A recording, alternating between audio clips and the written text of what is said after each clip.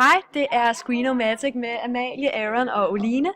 Vi har om kristendommen og hvordan det foregår, når en person dør. Aaron, lægger du bare ud? Yes. Nederst på billedet ser vi en døende ligge på sengen, og her har de pårørende ofte tilkaldt en præst, som blandt andet siger fadervor. Og her bliver velsignelsen kastet over hovedet på den her døende. Yes. Bagefter så bliver man begravet eller bisat i den kristne tro. Og det er sådan et meget minimalistisk ritual, hvor der måske er et stykke musik, og præsten prædiker. Og så synger man nogle salmer, og måske kan man selv være med til at vælge nogle salmer, som har været vigtige for afdøde.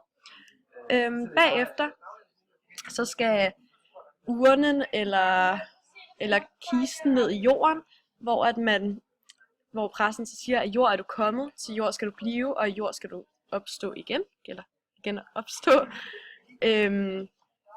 Som ligesom symboliserer det her med, at man kommer ned i jorden igen.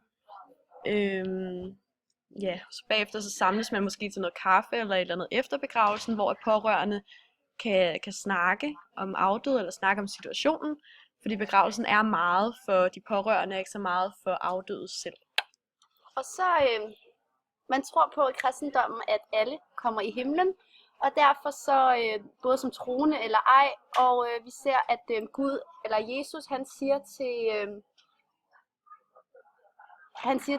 til de døde, at I skal sidde ved Gud Faders højre hånd ved hans bord, og der ser vi den afdøde her, og Abraham, Jakob og Isak, og der sidder man så sammen med Gud, og det er det her igen med som og drikker vin. Og der ser man så, at alle troende, uanset om man har været en god kristen eller ej, ender i himlen. Så det er lidt det, der foregår, når man dør. Yes.